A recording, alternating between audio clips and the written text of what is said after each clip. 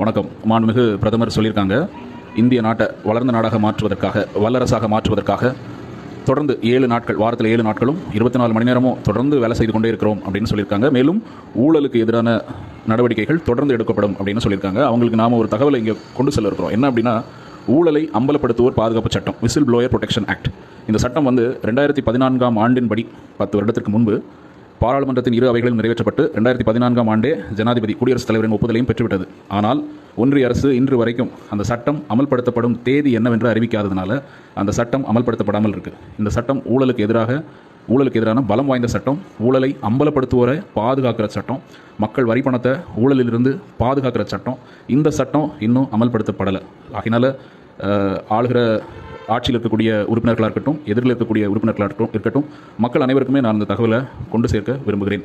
இந்த சட்டம் விரைவில் அமலுக்கு வரணும். ஊழலை அம்பலப்படுத்துவோர் பாதுகாக்கப்படணும். நாடு வல்லரசாகணும். நன்றி.